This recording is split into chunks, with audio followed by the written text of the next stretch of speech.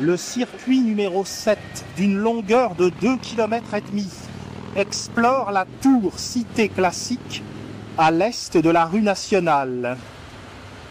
Nous démarrons au niveau du pont Wilson, un pont à 15 arches.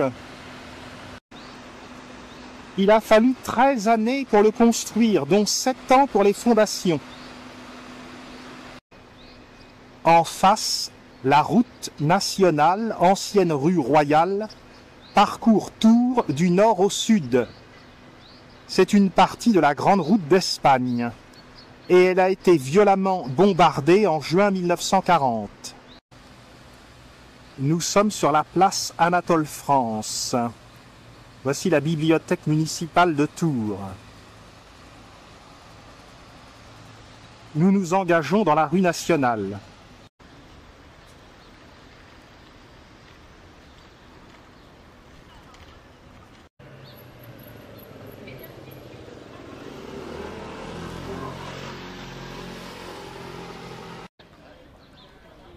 Le superbe musée du compagnonnage. Le musée du compagnonnage est aménagé dans la salle de l'hospitalité XIe siècle et dans le dortoir des moines XVIe siècle, au-dessus de la salle capitulaire de l'abbaye Saint-Julien.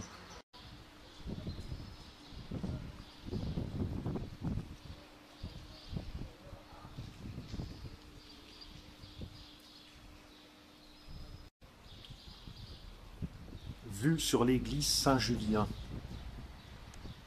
Ce musée retrace l'histoire, les coutumes et les techniques de ces associations de formation et de défense des artisans. Le musée présente des exemples de chefs-d'œuvre réalisés par les compagnons.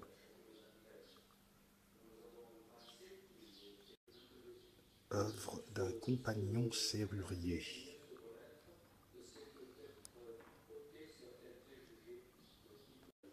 Les trois fondateurs, le père Soubise, le roi Salomon, maître Jacques.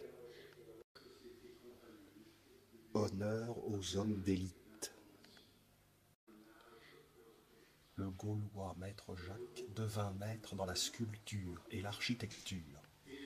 De la Gaule, il vint faire sa formation en Grèce, puis passa en Égypte et à Jérusalem. Revenu à Marseille, il se choisit 13 compagnons. Il fut assassiné par les disciples de maître Soubise. Toutefois, on ne sait pas si maître Soubise fut le commanditaire de ce meurtre, parce qu'il versa des larmes sur son tombeau et il poursuivit ses assassins. L'assassin fut pris de remords et de désespoir se jeta dans un puits que les compagnons de maître Jacques couvrirent de pierres. Le roi Salomon régnait sur Israël. Il choisit des ouvriers dans tout Israël et commanda 30 000 hommes pour la construction du temple de Jérusalem. Quant au père Soubise, il assista à la construction du temple de Salomon. C'était le maître d'œuvre des travaux de charpente. Il dirigea l'abattage des cèdres du Liban. Le signe de la franc-maçonnerie.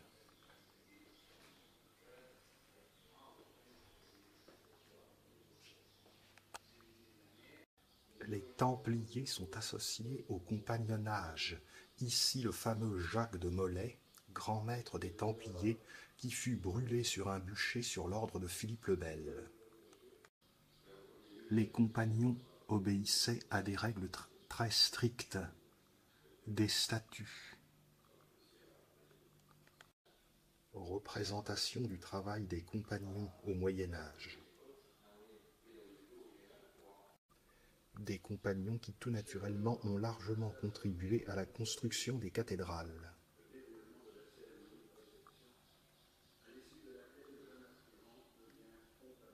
On les voit ici décharger des matériaux.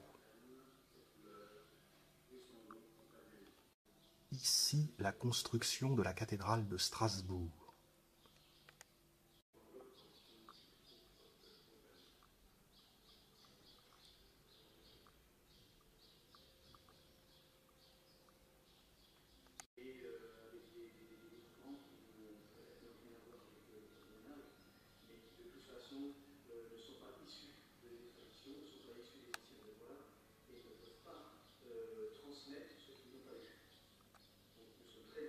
Des merveilles de précision.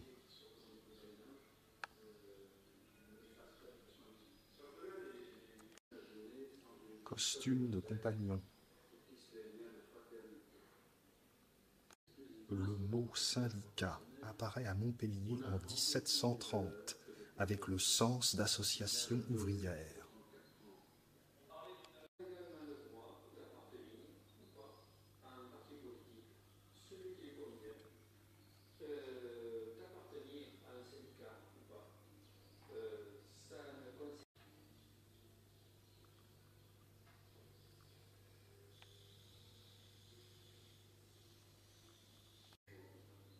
Bijoux de haut grade maçonnique.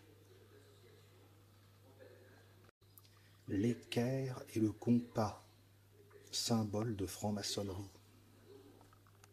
Grand cortège des corporations à Lille.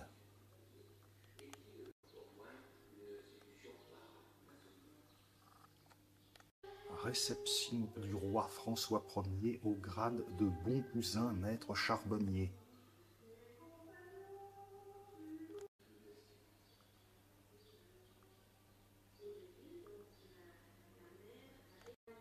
Dans les pays germaniques, des associations de compagnonnage existent au moins depuis le XVIe siècle, ainsi que dans les pays scandinaves.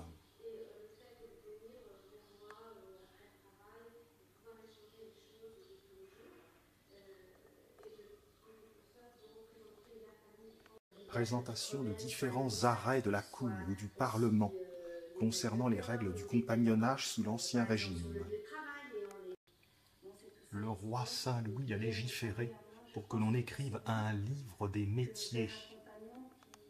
Mais certaines règles interdisaient à des compagnons de quitter leur maître. Ils ont décidé de se sauver, de se réunir clandestinement pour survivre. Ainsi naît le compagnonnage du Tour de France.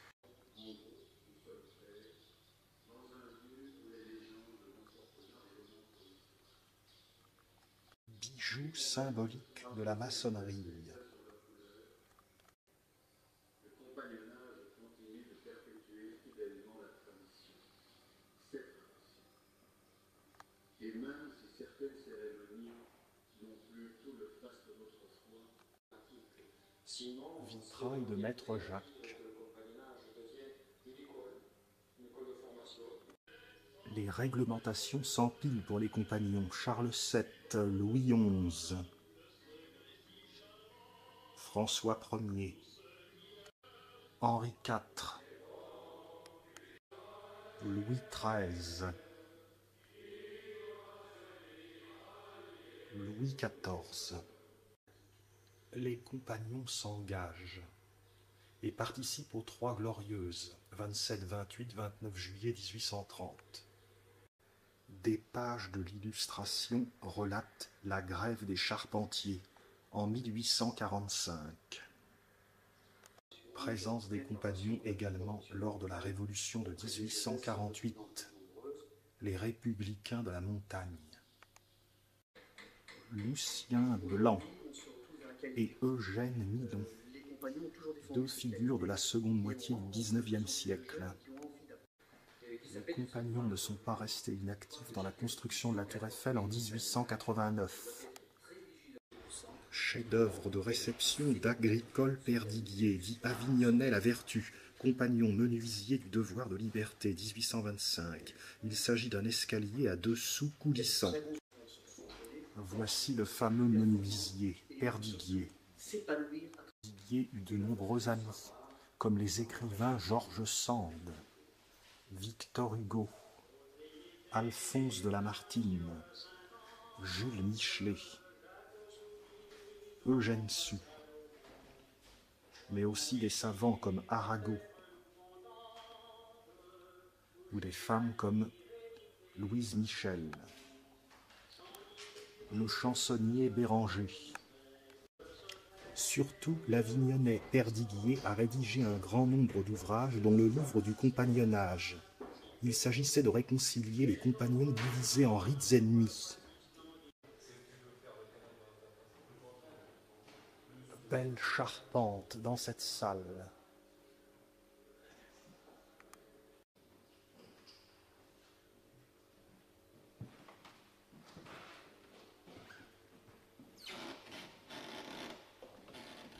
Intérieur de fournil.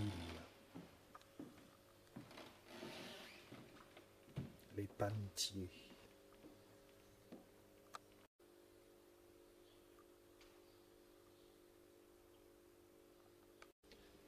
Les compagnons cuisiniers.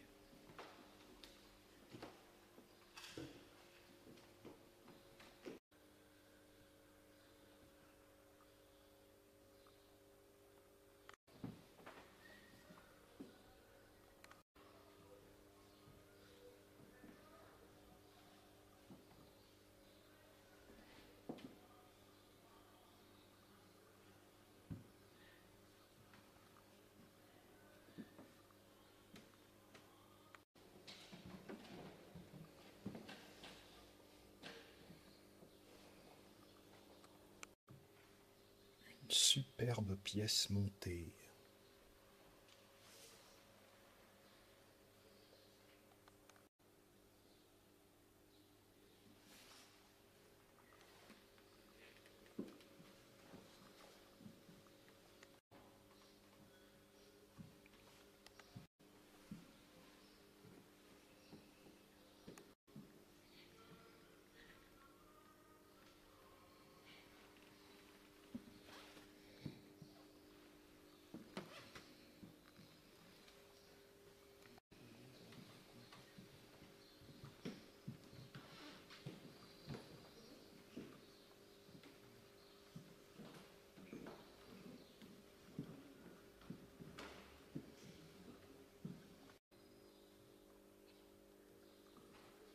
Ce sont ceux qui travaillent la paille.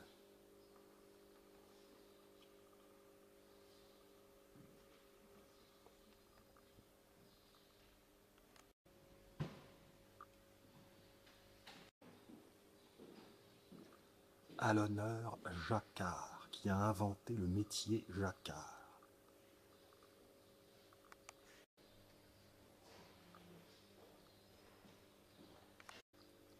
Tisseur et teinturier.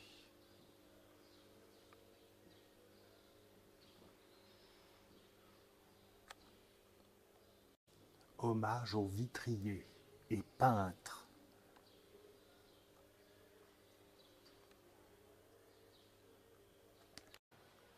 Les fondeurs.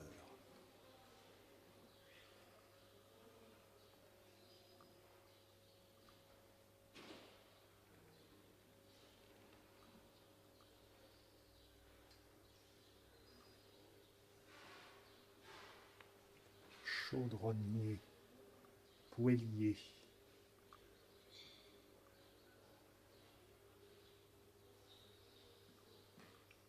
Ferblantier.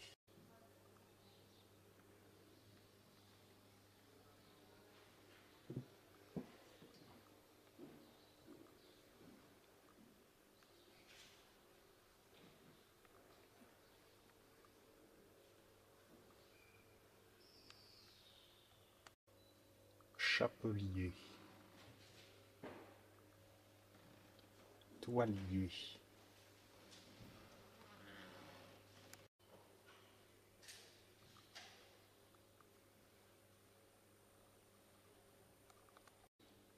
Superbe cabinet Louis XIII. Boîte à bijoux. Trompettiste chapeauté. Dauphin bondissant. Torsade Louis XIII. Guéridon circulaire. Calice. Sphère en bois. Et paire de chaussures de clown. Panneau sur la confrérie des tanneurs. Voici en bas une peau de bête. Signe en laiton.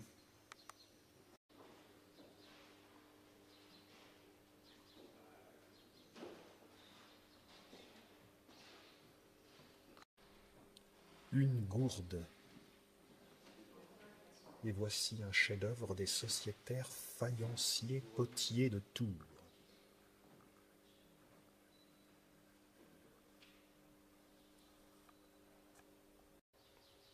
L'art populaire.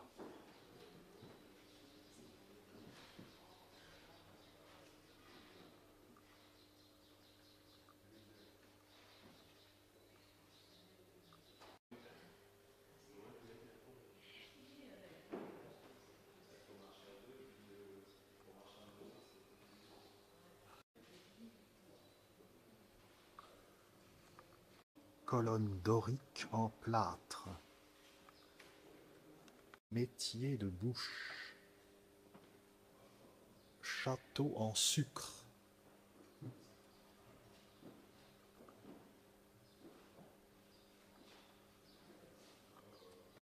Et maintenant le chef-d'œuvre absolu, les hospices de Beaune réalisés en pâte à nouilles.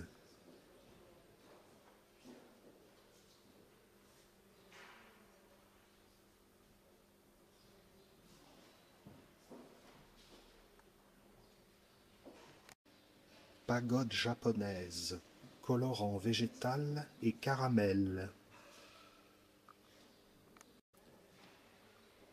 Colonne du génie de la Bastille.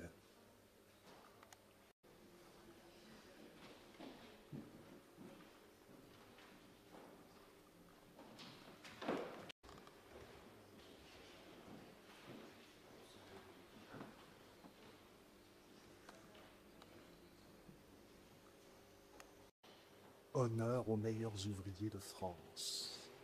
Chef-d'œuvre de charpente.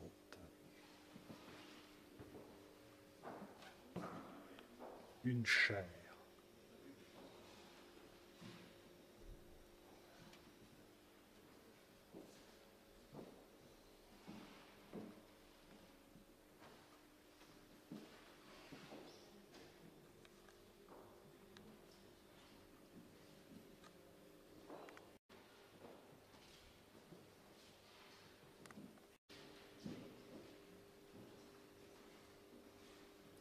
Les trois pères fondateurs des compagnons.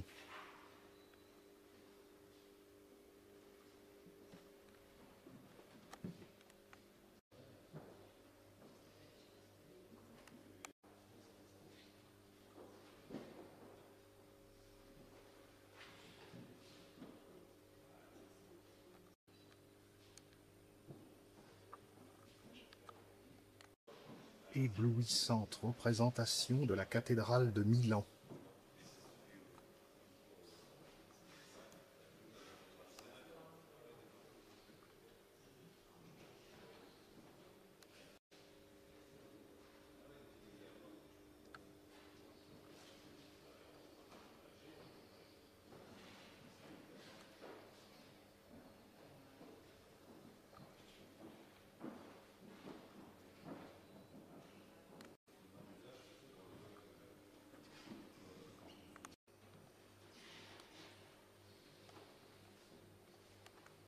Travail des métaux.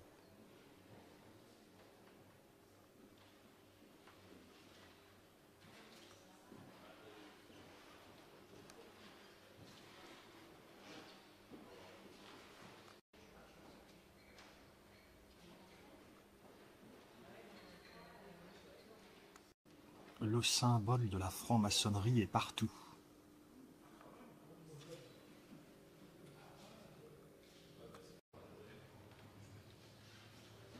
Le roi Salomon.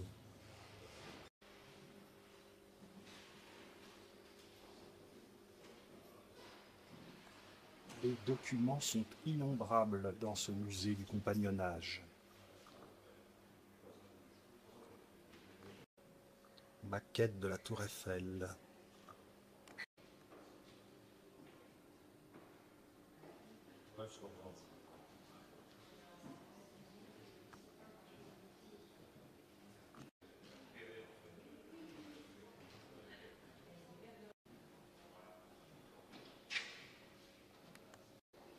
Le Joigny, chef-d'œuvre de charpente. Maquette d'un tailleur de pierre.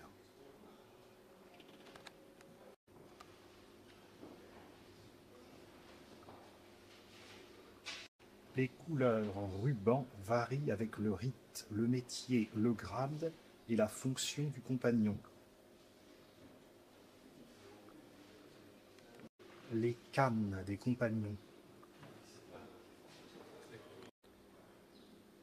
Serrure en forme de croix de Légion d'honneur.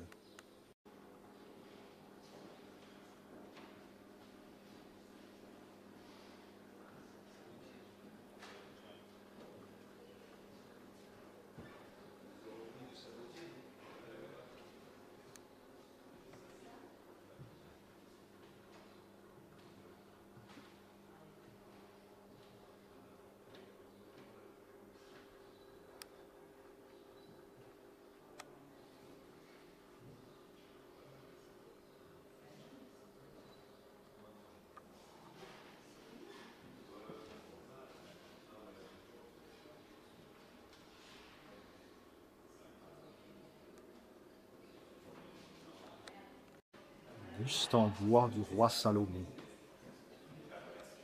Souvenir du Tour de France, ici à Bordeaux.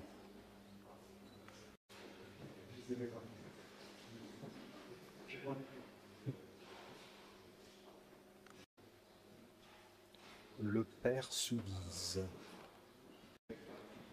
Les mères cantonales sont celles qui hébergent les compagnons.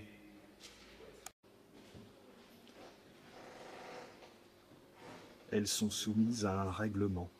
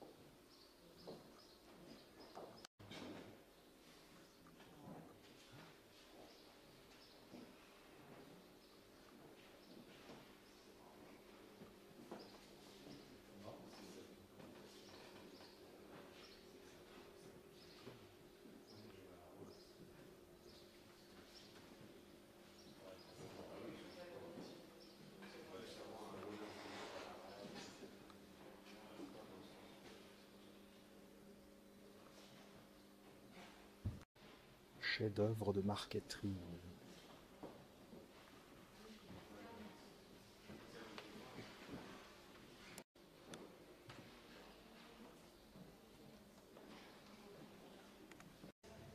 Travaux de menuisier.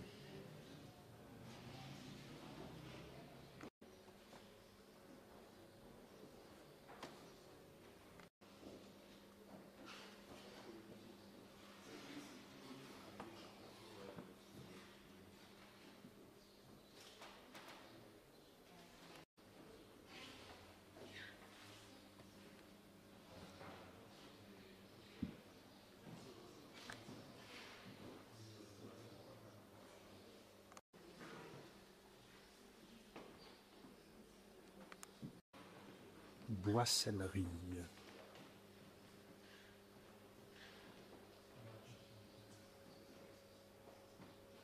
Fabrication de roues, les charrons.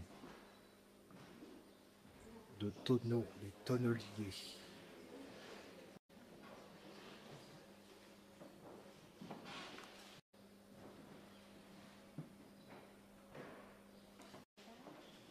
Tailleurs de pierre.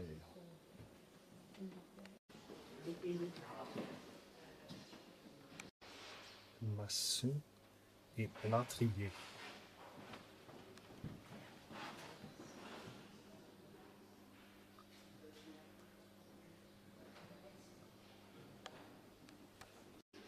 Un bénitier.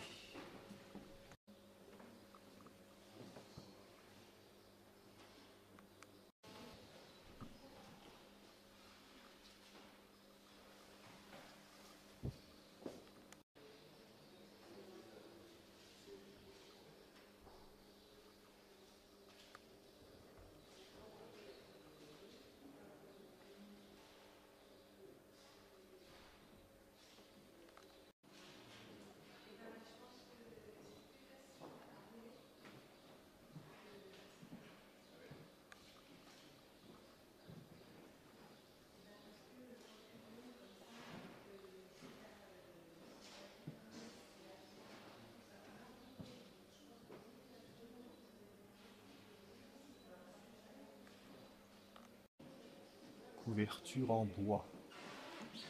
Les maréchaux ferrants.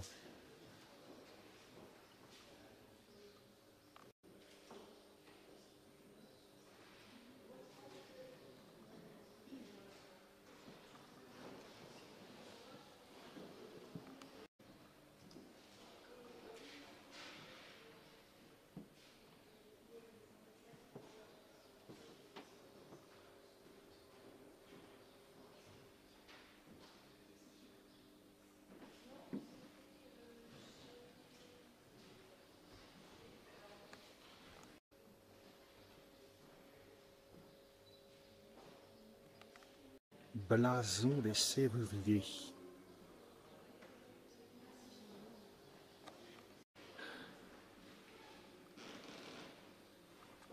Serrurier et forgeron.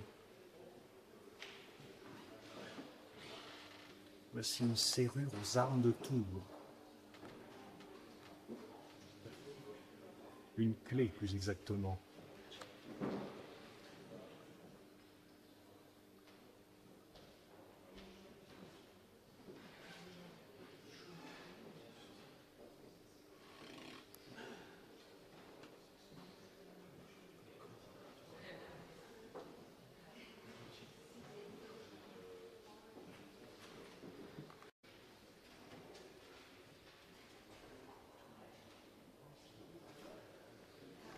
On ne manque pas d'outils ici pour produire ces chefs-d'œuvre.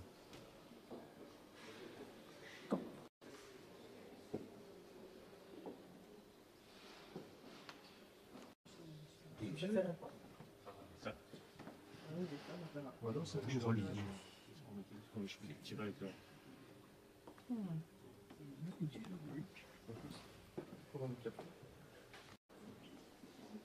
À la confrérie des cordonniers et bottiers.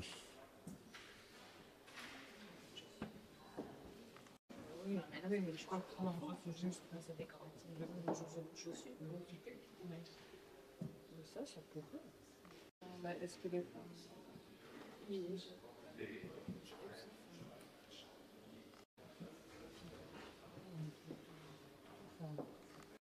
Vote Garibaldi et vote napoléonienne. Mallette de coiffure.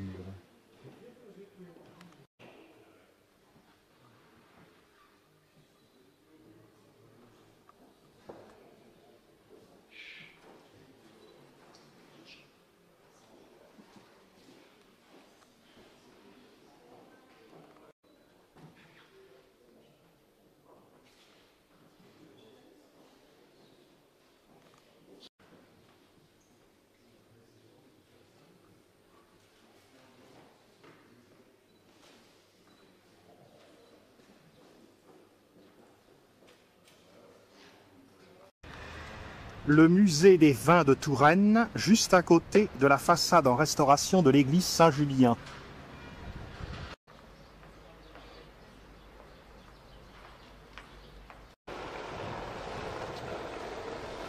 Nous tournons dans la rue Colbert.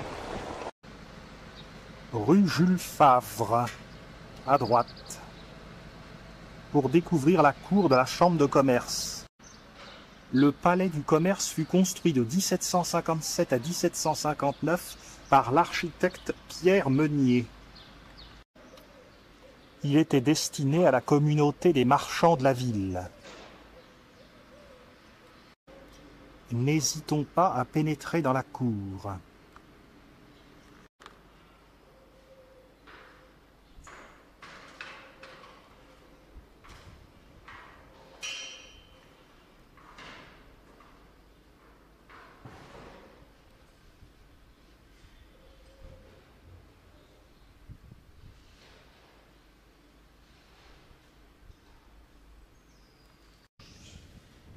Sous le porche, un bel escalier à rampe en fer forgé.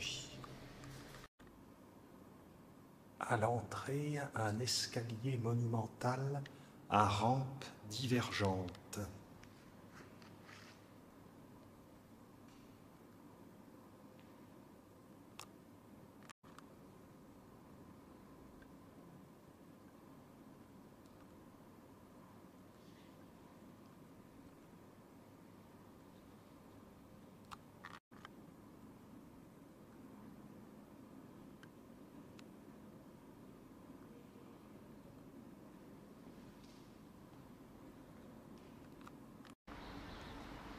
Revenons rue Colbert.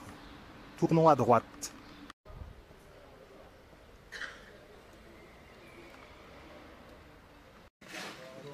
Nous nous retrouvons place Foire-le-Roi où se trouvent quelques édifices classiques. C'est le cas au numéro 15, comme au numéro 17. C'est le cas aussi du numéro 5.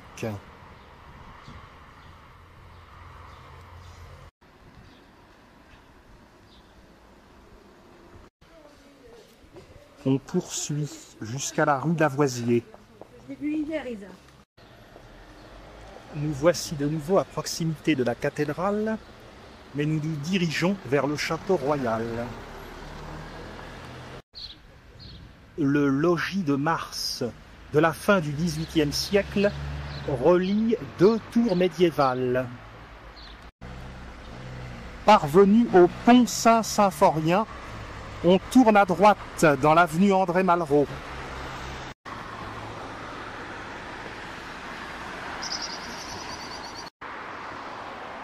Place des Turonnes. Le logis des gouverneurs date des XVIe et XIXe siècles.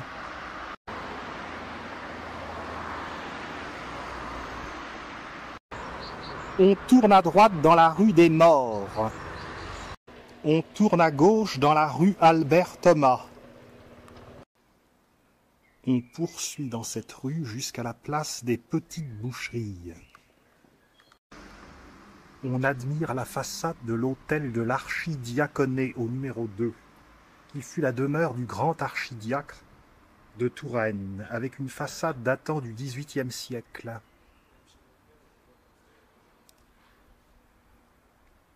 On remarque le décor de pilastres, cannelés et de grecques.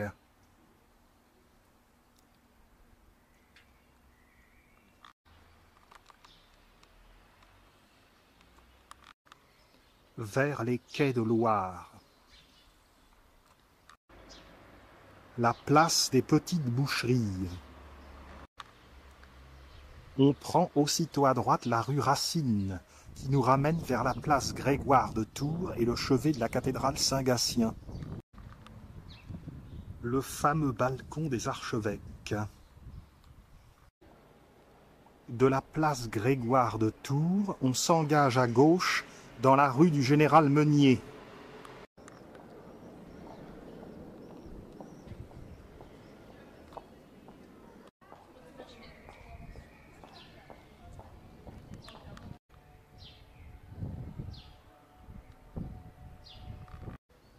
Au numéro 10, on découvre un portail monumental couvert d'une grille d'imposte en fer forgé aux armes du chapitre de la cathédrale et qui date de 1613.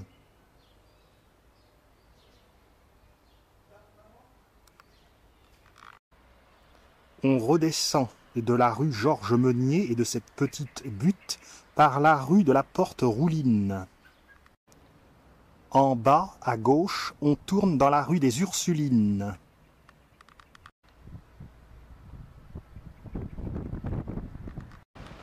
Sur le côté droit de la rue se trouve le couvent des Ursulines fondé vers 1630 qui abrite aujourd'hui le Conservatoire national de région Francis Poulenc. C'est depuis ce lieu que la religieuse Marie de l'Incarnation prononça ses vœux avant de partir fonder le premier couvent d'Ursulines au Canada en 1642. On fait demi-tour pour rejoindre la place François-Sicard.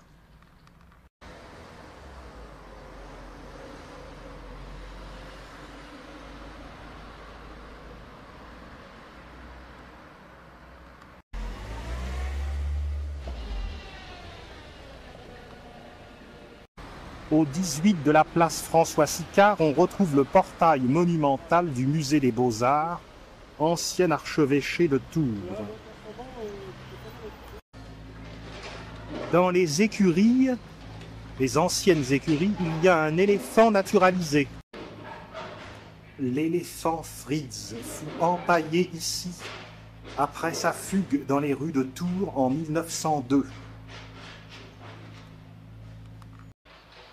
La façade sud de l'archevêché comporte deux parties. La partie ouest date du XVIIe siècle, la plus ancienne donc, construite par Monseigneur Bertrand d'Eschaux.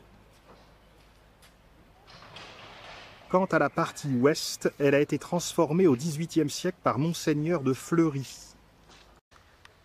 Ces armoiries figurent sur le fronton triangulaire. Le rez-de-chaussée du musée abrite une importante collection de primitifs italiens.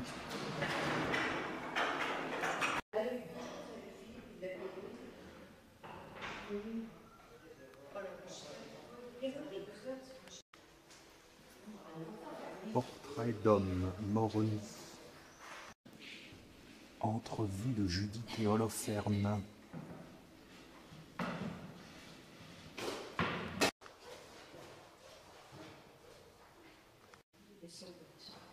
Crésus réclamant le tribut à un paysan de Lydie. Le triomphe de Silène. Le jugement de Paris. Vienne dans ses salles la collection Octave Linné, collection de primitifs italiens.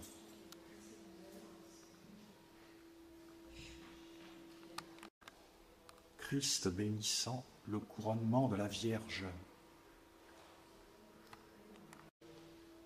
Les funérailles de Saint Benoît, de Lippo d'Andrea. Vierge à l'enfant, dite Vierge à la cerise. Primitif de Ceccarelli. L'Annonciation. L'adoration des mages. Joseph d'Arimathie. Scène de crucifixion. Vierge à l'enfant en gloire et deux condamnés à mort. Crucifixion. Décollation de Saint Jean-Baptiste. Martyr de Sainte Catherine. Une peinture du donateur Octave Linné.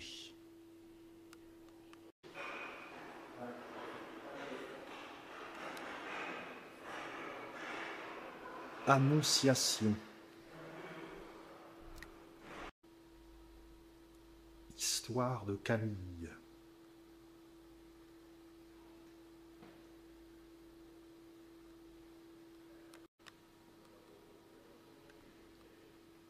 Encore une Vierge à l'enfant.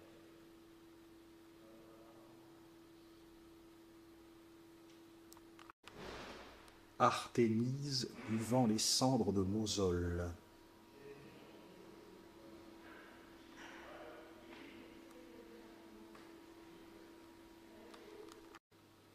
Funérailles de Marcus Plosius et Orestia.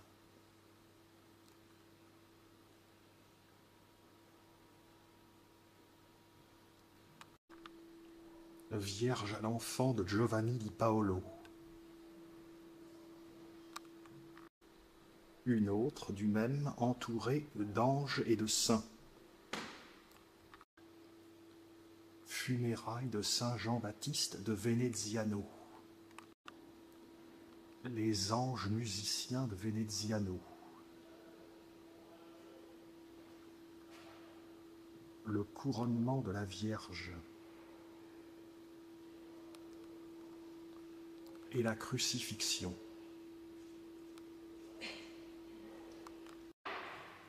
Série de pots et de vases à onguents.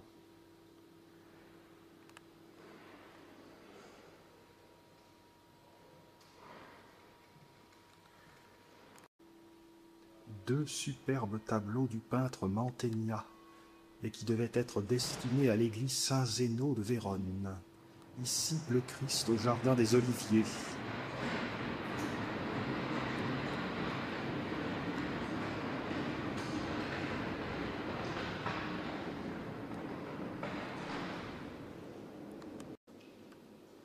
Et ici du même, la résurrection.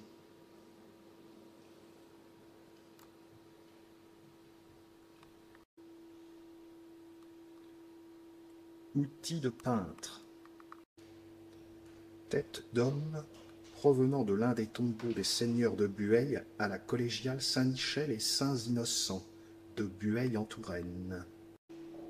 Vitrail de Saint Jean l'Évangéliste. Magnifique Vierge à l'enfant en albâtre.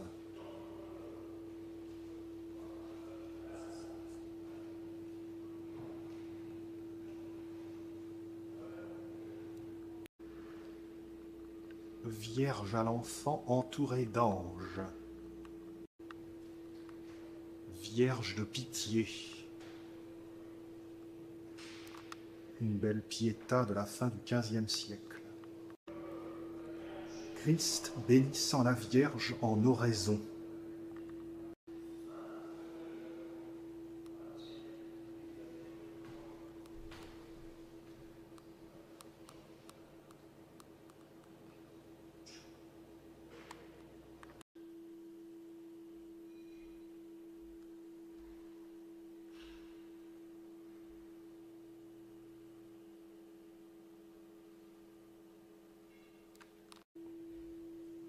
Diane au bain de François Clouet.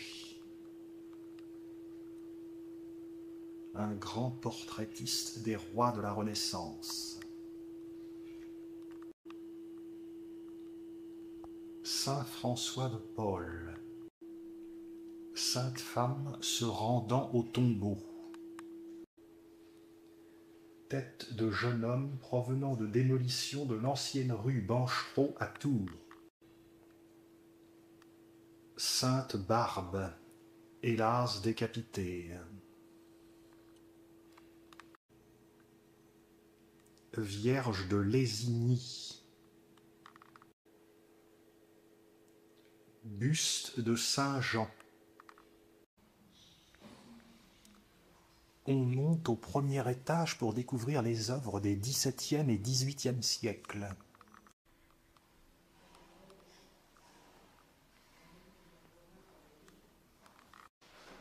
Vase d'orfèvrerie garni de fleurs.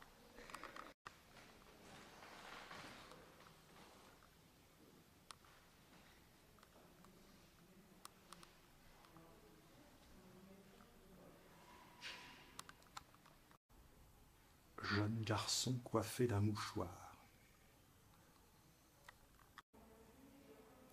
La tapisserie flamande représente un port de pêche. Flagellation du Christ.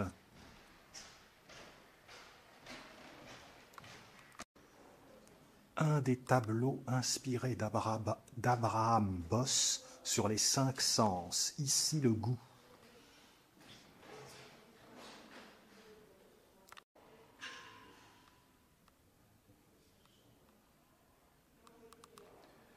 Meuble d'appui Napoléon III.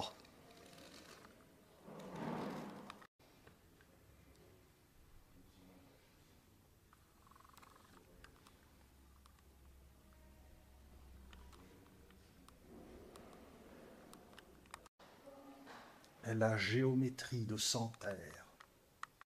Encore un des sens, l'odorat. Le premier étage nous permet d'avoir de belles vues sur le chevet de la cathédrale Saint-Gatien.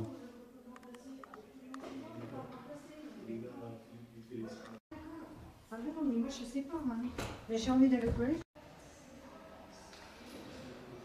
Le superbe escalier.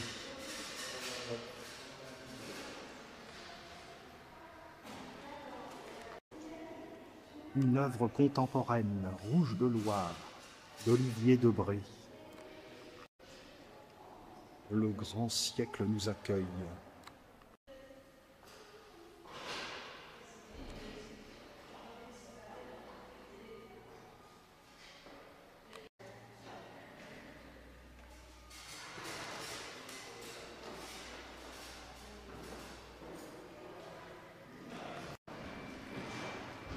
Portrait équestre du second duc de Richelieu.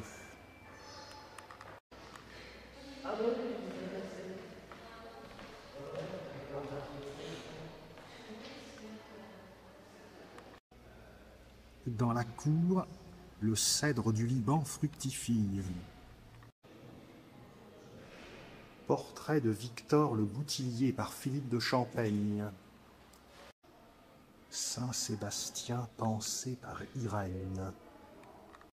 La Vierge, l'Enfant Jésus et Saint Jean-Baptiste.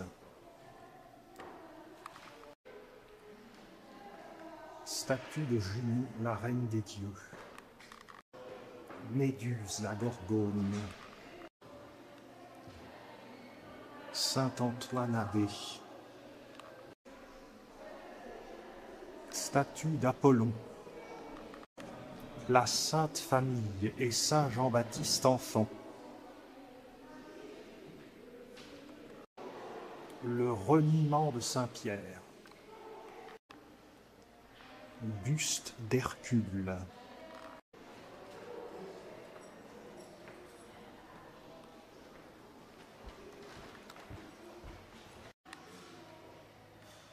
Philémon et Baucis donnant l'hospitalité à Jupiter et Mercure. Statue de Diane Chasseresse, de Jean-Antoine Houdon.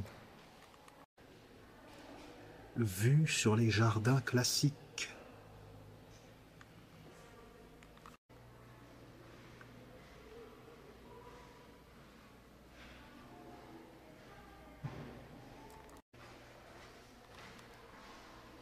C'est ici qu'habitaient donc autrefois les archevêques de Tours, avant que l'archevêché ne soit transformé en musée des beaux-arts.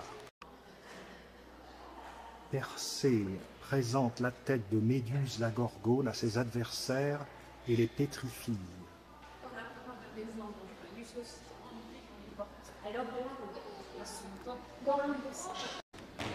Portrait de Mademoiselle Prévost en bacchante.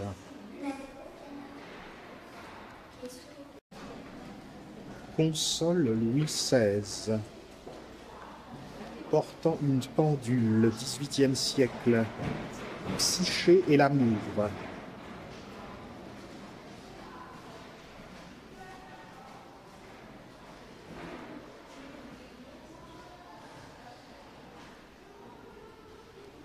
Portrait de Mademoiselle Saillé, de Vanloo.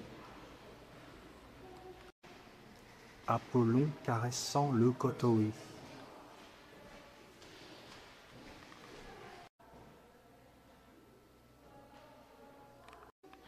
La déification d'Énée. Hercule et Omphale.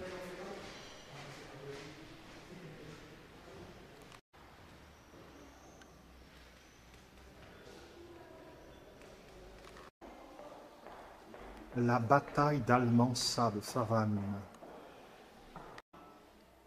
Minerve. Mademoiselle Duclos.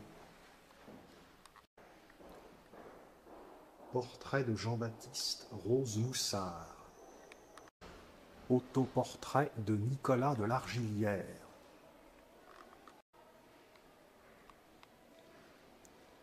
Une belle cheminée avec une plaque aux armes de Tours. Portrait d'une dame se faisant dire la bonne aventure. La chute de Phaéton.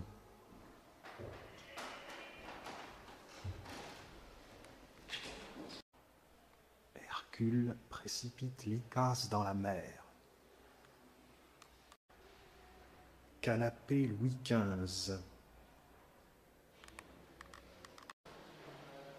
La foire à Bezon de Parocelle. Bezon est près de Pontoise.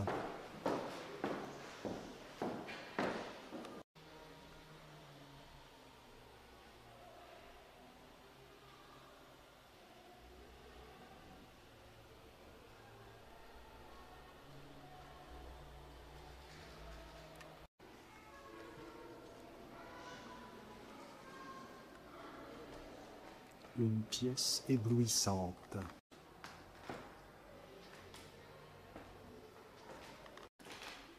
Assis et Galatée sur les eaux. Diane et ses compagnons à la chasse aux sangliers.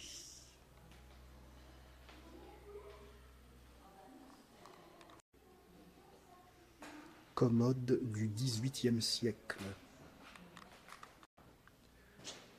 Table à jeu, tric-trac et échecs. Le côté recueilli parmi les Néréides.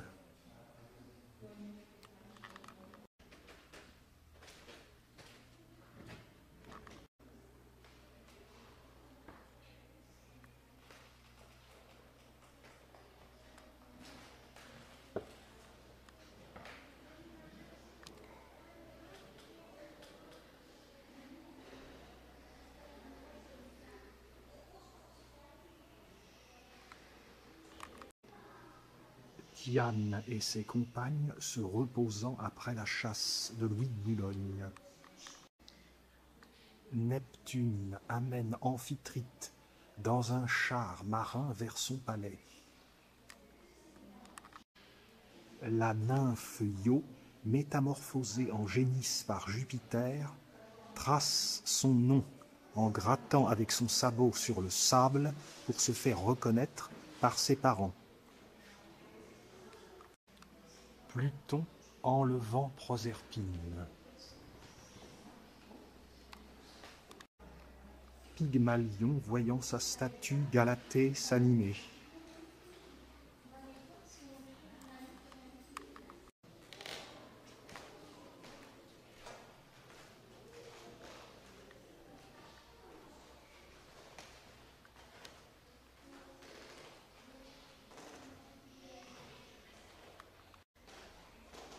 Apollon révélant sa divinité à la bergère Icée. Sylvie fuyant le loup qu'elle a blessé.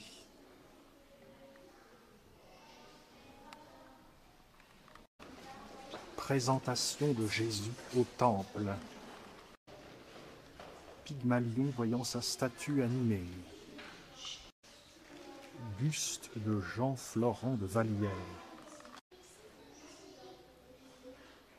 Commode Louis XV. Portrait de Louis du Temps. Baigneuse et sa suivante. Portrait d'homme de Théronault. Tableau de Boucher. Apollon couronnant les arts. Deux chasseresses au repos. Le berger indiscret ou la bergère endormie, de Nicolas Lancret. Du même, les Rémois ou la femme infidèle. Portrait présumé de la princesse Marie-Amélie de Saxe. Portrait de Charles Houbrun d'Avringhem. La bergère couronnée de Nicolas Lancret. Ici, des nonnes fouettent un muletier qui s'était déguisé en nonne pour s'introduire dans le couvent.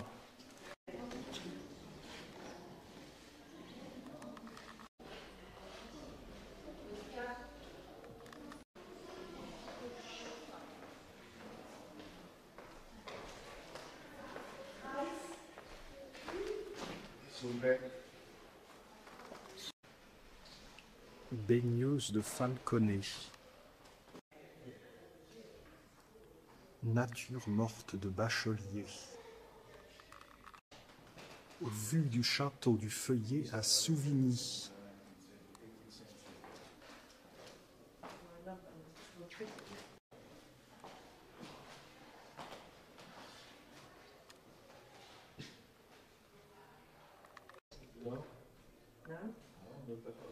Vue de la Loire entre Amboise et Lussot.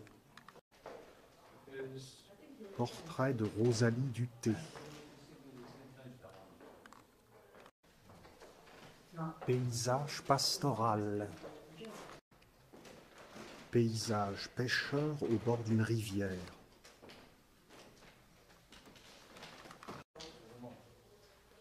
Paysage au soleil levant.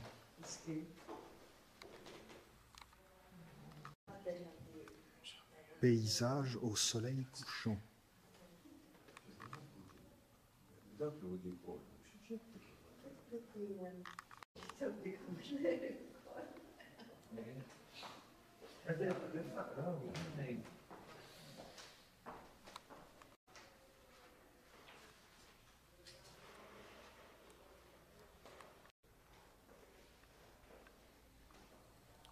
Les jardins de l'Arsenal à Paris. Cascade sous un pont en ruine. Vue de paradis près de Chanteloup.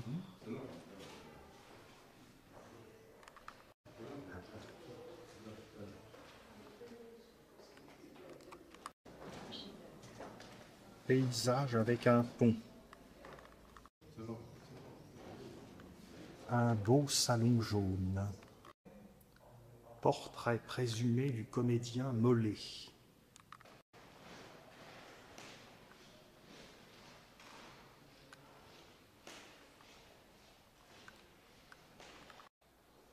Buste de Jean-Jacques Rousseau par Houdon.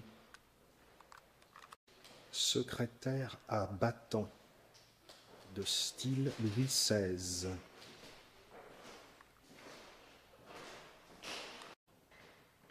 Bureau cartonnier du duc de Choiseul, ministre de Louis XV.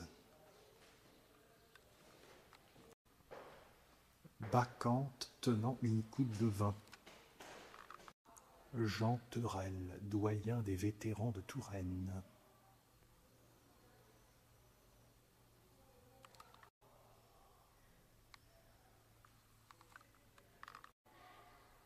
Buste de femme couronnée de roses, tête d'étude, de Vestier.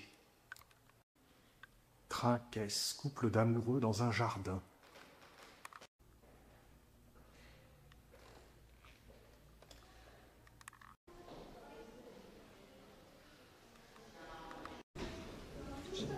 Vraiment une superbe vue sur le chevet de la cathédrale Saint-Gatien depuis ce premier étage du musée des Beaux-Arts.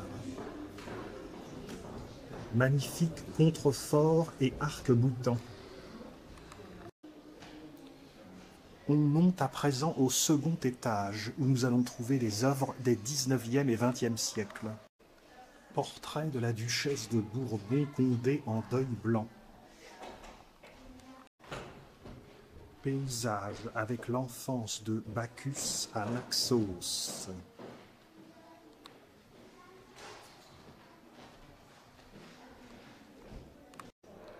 Portrait de femme en source de Nicolas de Largillière.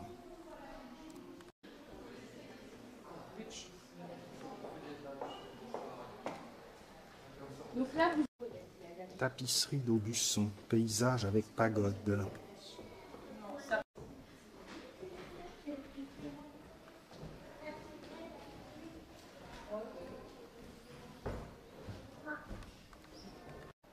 Paysage avec Apollon et la Sibylle de Cume, déiphobe. Paulin Clément de Rie et Clémentine Clément de Rie. Le vieux pont de Tours.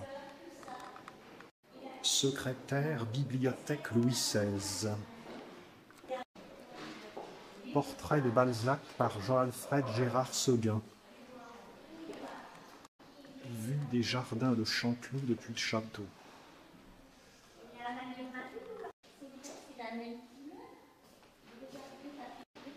Portrait de Jean-Louis Chalmel. Vue de l'abbaye de Marmoutier à Tours.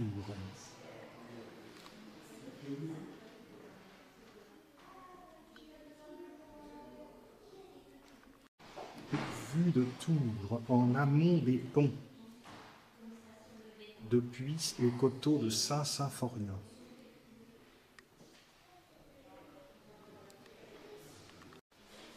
Portrait de Charles-Antoine Rougeau. Portrait de Tours en aval des ponts, depuis Saint-Cyr-sur-Loire.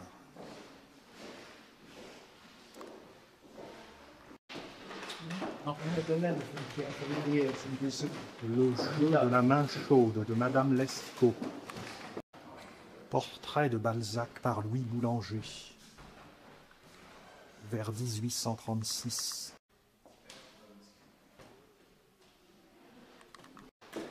L'Albane dans son atelier.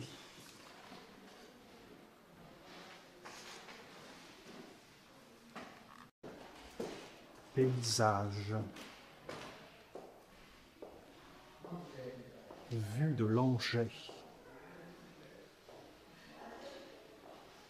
Vue du château de la Guerche. Le nid de Merle.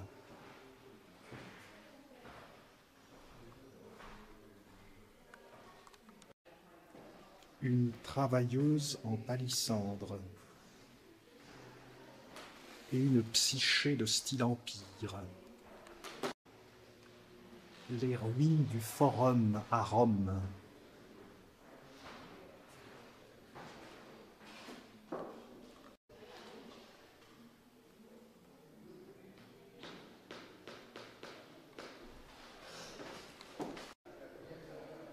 Louis-Philippe et sa famille visitant le château de Pierrefonds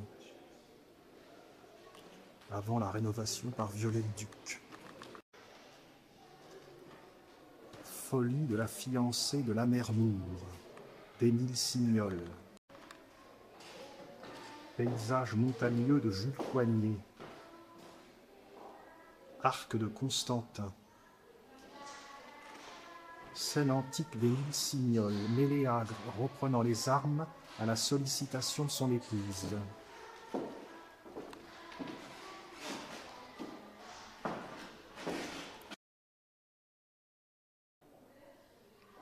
L'âme exilée. Portrait de Jeanne Sylvanie, Arnoux Plessis. Guerrier assis de Fragonard. Deux italiennes d'Émile Signol. Buste de l'épouse de l'artiste Étienne François Goy. Timoléon, à qui les Syracusains amènent des étrangers.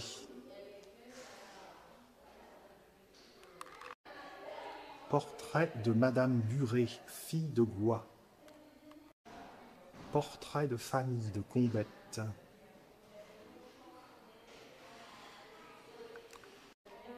Un adolescent près d'une fontaine.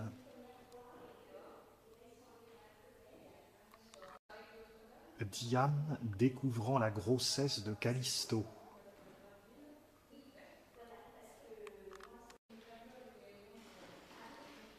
Pluton enlevant Proserpine.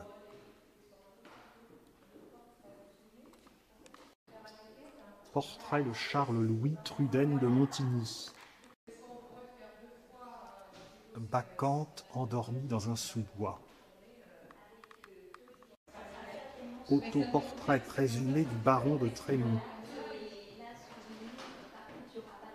Portrait présumé d'Hélène de Montgeroux.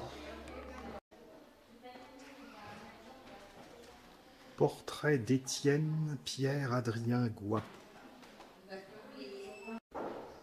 Vue des cascatelles du temple de Tivoli.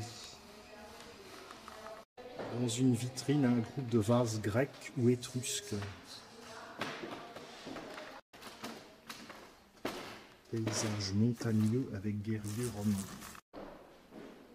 Pendule à sujet, l'astronomie.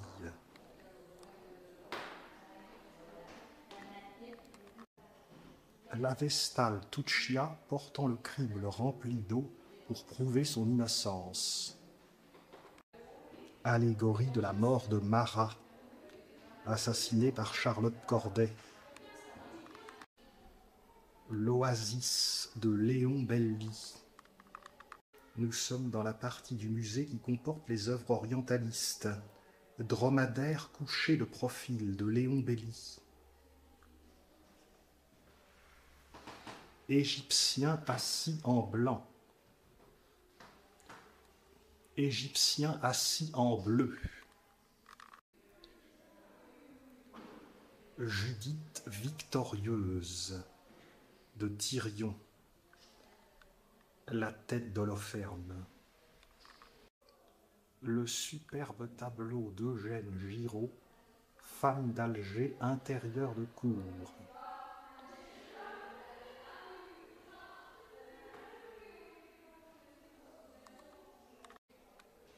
Cavalier arabe devant la boutique d'un maréchal ferrant. Chute d'un cavalier. Comédien ou bouffon arabe. Singe au miroir. Casque circassien. Jésus chez Marthe et Marie. D'Henri Néron. Le calvaire d'Edgar Degas.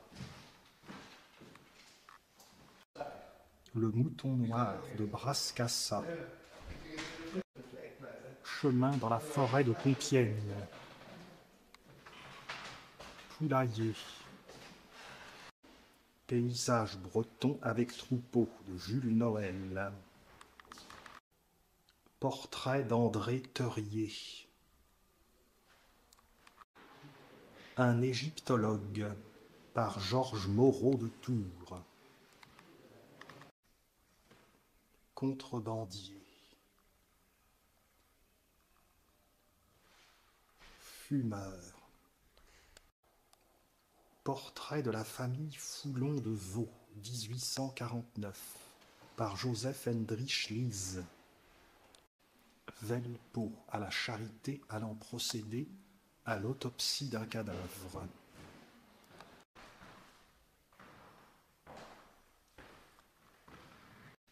Portrait du père de l'artiste Alphonse Legros. Portrait de Madame Neveu, fleuriste et marchande de fruits. Le satyre et le passant de Jean-Joseph Meignet.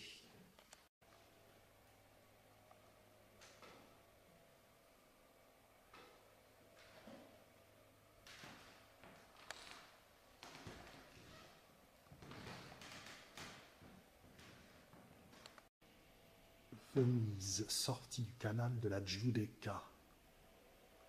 Bassin de San Marco. Œuvre de Zim, Félix Zim. Paysage de la forêt de Fontainebleau de Léon Belly. Émile Lambinet, Route des Champs. Anders Orm Osterlind, Paysage effet de neige. Centaure de Marcel Loyau. La douane de Caen, Stanislas Lépine. Claude-Émile Schuffnecker, Les Rochers à Étretat. Torse de Sisyphe. Émile Vernon, Sous la lampe. Jules Weber, jeune femme dans un jardin fleuri. Réunion de famille chez l'artiste Lucien Simon. Buste de l'écrivain Anatole France, prix Nobel de littérature. Léon Bonnat, portrait de Mademoiselle de Nouilles. Simone Debat-Ponceau dans sa loge à l'Opéra, 1908. Francis Viellé-Griffin de Michel Simonidi, école roumaine. Buste de son épouse par le sculpteur tourangeau François Sicard. Fragment du panorama des célébrités du XIXe siècle, avec notamment Camille Flammarion, Henri Martin, Jules Simon, Docteur Trousseau. Parisienne de Jean Béraud, jeune femme au boa, jeune femme au manchon. Les superbes tableaux de Henri Martin, le peintre toulousain, Pont à l'automne. Balzac drapé d'Auguste Rodin.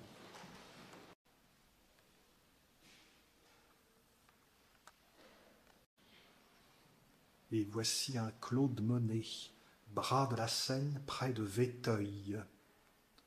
Rappelons que Véteuil était le village où Claude Monet résidait avant Giverny. Daphnis et Chloé.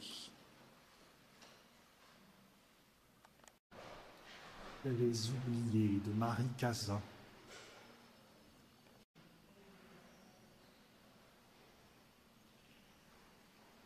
Judith Aucan.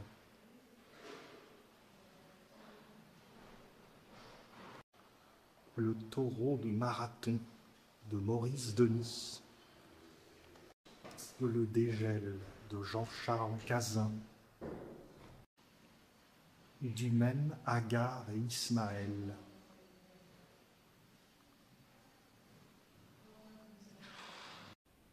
Nous arrivons dans une partie très contemporaine. Il faut que ça plaise.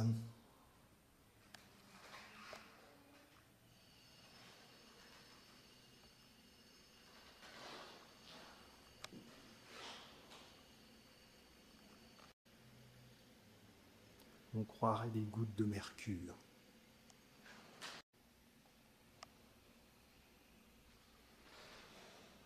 Œuvre d'Olivier Debré.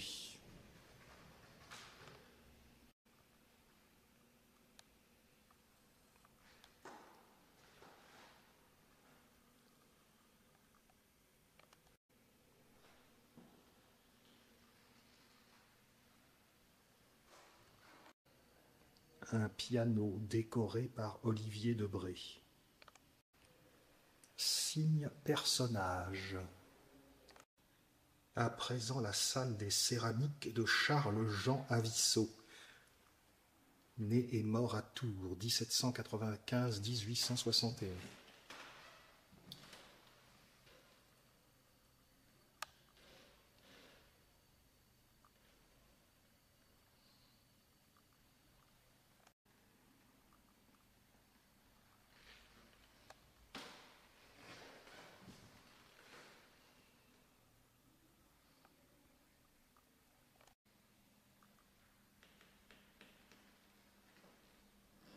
Ces céramiques avec motifs en relief sont un peu chargées à mon goût.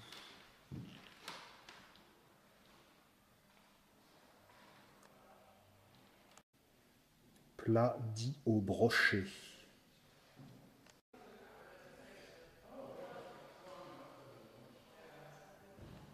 Une grande rageoire.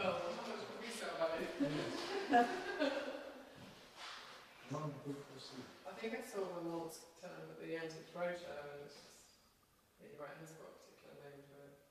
And no questions covered.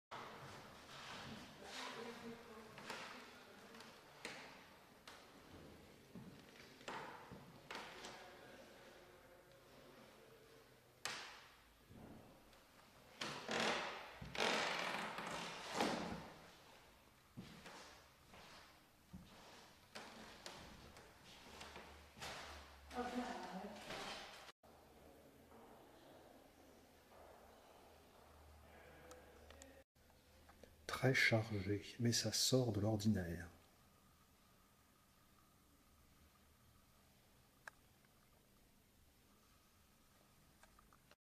Plat avec vue de la ville de Tours et allégorie de la Touraine.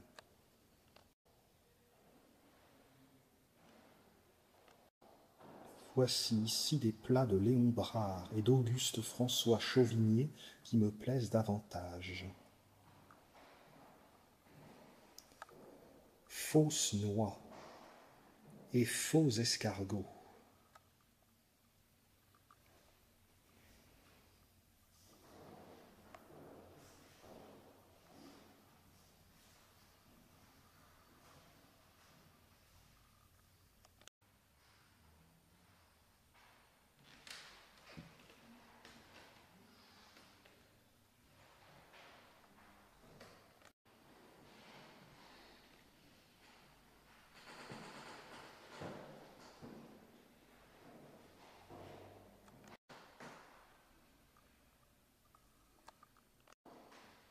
faux panier.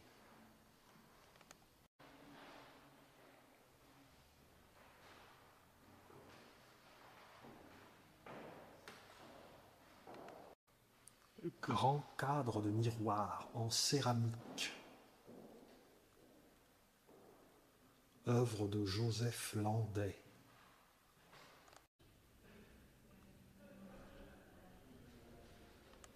La tasse de thé de Paul Renaudot. Fritillère et magnolia de Lucien-Alphonse Daudet. Ondine d'Adrienne Duport. Portrait de Francis Poulenc par Jacques-Émile Blanche. Sarah Bernard dans son jardin de Belle-Île par Georges-Jules Victor Clairin.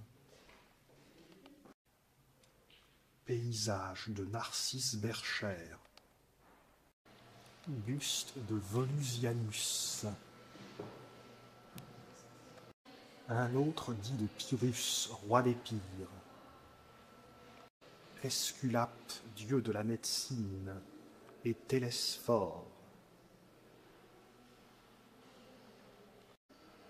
Vertumne, statue en marbre. Le triomphe de Judith de Nicolas Prévost.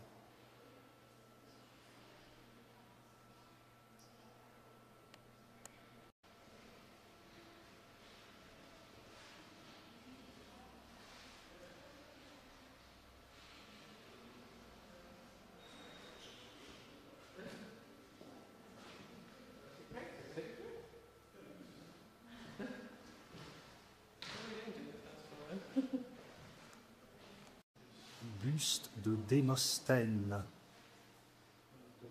sénateur athénien.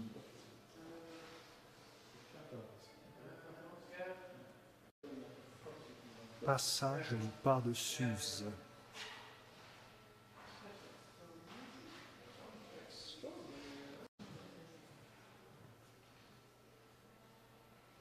So this was France versus the Habsburgs.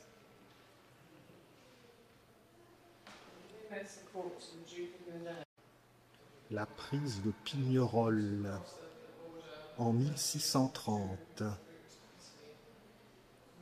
Pignerol, aujourd'hui italienne sous le nom de Pinerolo. La prise de Privas.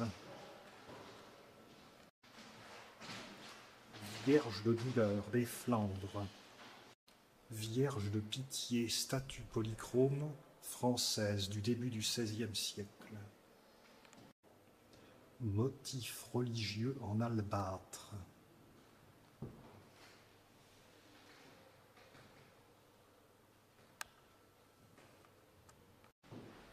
Vierge à l'enfant, huile sur bois. Une autre, Ecce Homo. Sculpture en bois de Saint-Roch.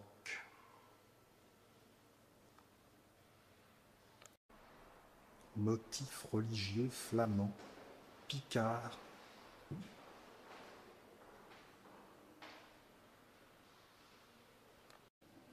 Vierge à l'enfant de Cologne. La messe de Saint-Grégoire. Vierge à l'enfant de Malines en Flandre. Portement de croix, œuvre flamande. Vierge de douleur, polychrome.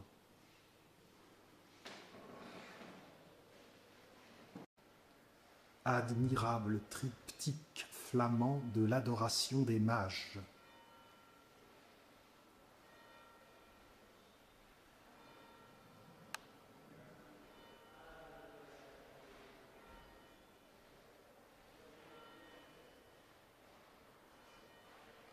Encore plus charmant, Vierge à l'enfant, entre deux anges. Sainte Madeleine, Saint Jean l'Évangéliste.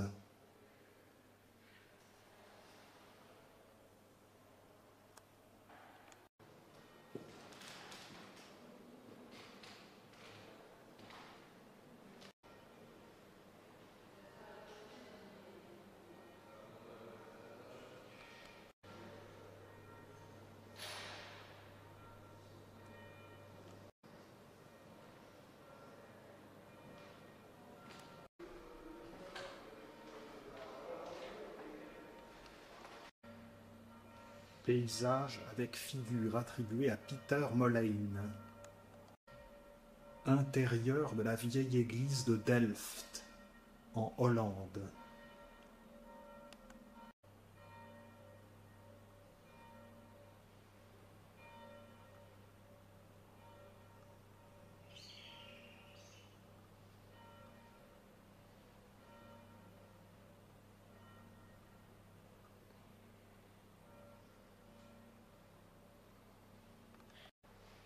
Nature morte au fromage.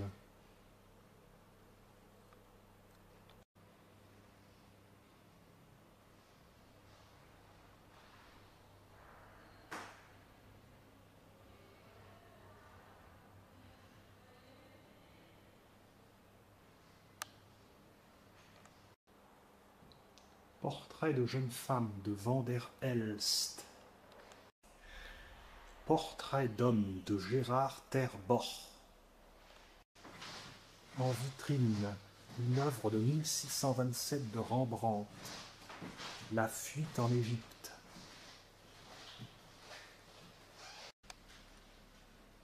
Paysage avec ruines. Et voici pour la visite du musée des Beaux-Arts, ancien archevêché. À l'entrée, c'était vraiment un buste de Louis XIV, réalisé par Coisevaux.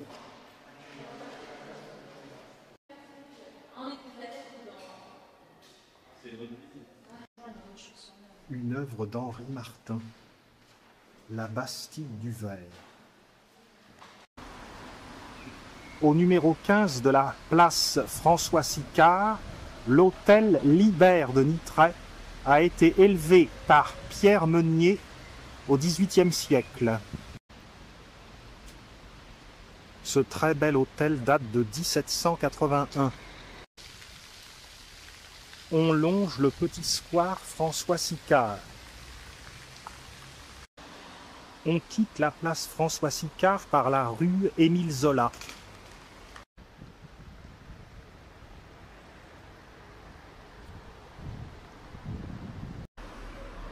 On admire au numéro 39 le superbe hôtel Bacot de Romans, XVIIe, XVIIIe siècle.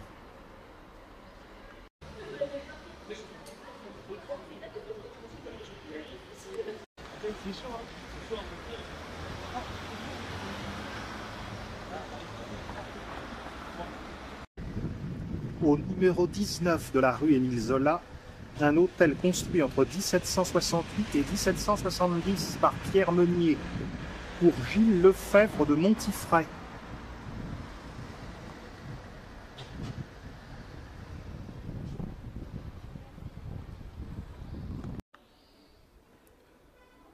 Cet espace fut acquis au XIXe siècle par les MAM, les imprimeurs.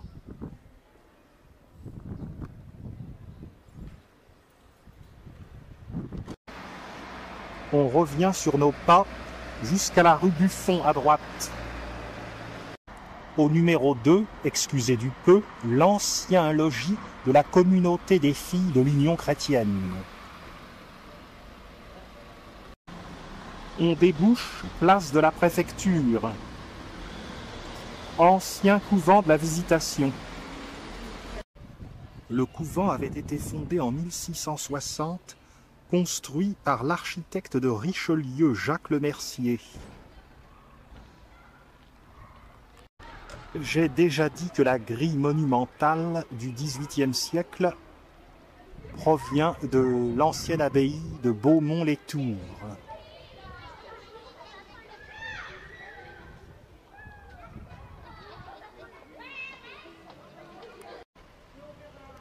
Face à la préfecture, on prend la rue du même nom. Au numéro 32 siège un temple de l'Église réformée de France, ancienne chapelle des filles de l'Union chrétienne de 1676.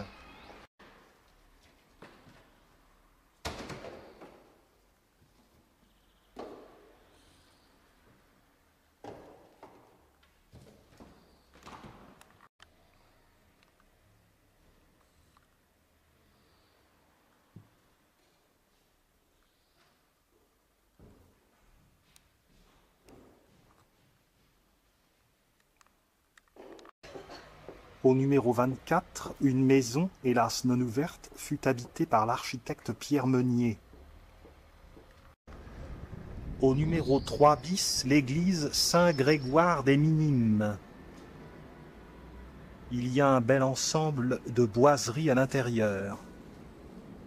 Mais hélas, elle est fermée. En voici une photo sur mon livre. Les boiseries datent de 1670, tandis que l'église date de 1627-1630. La rue de la Préfecture rejoint la rue nationale dans une partie qui a un peu échappé au bombardement de juin 1940. Le lycée Descartes n'est pas un édifice classique, mais il n'en mérite pas moins d'être filmé.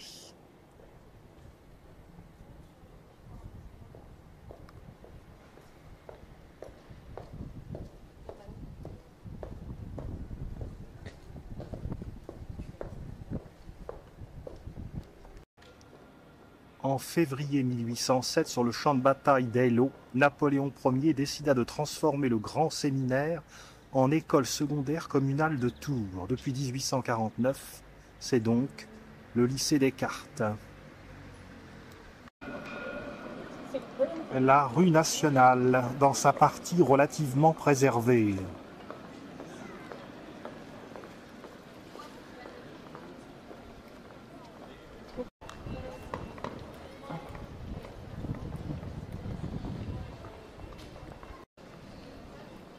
Côté sud.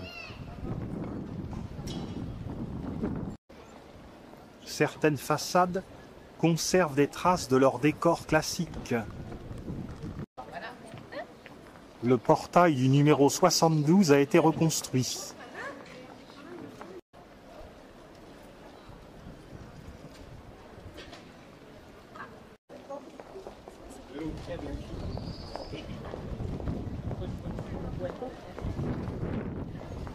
L'itinéraire ramène vers la place Anatole France, par la rue nationale. Fin du circuit numéro 7.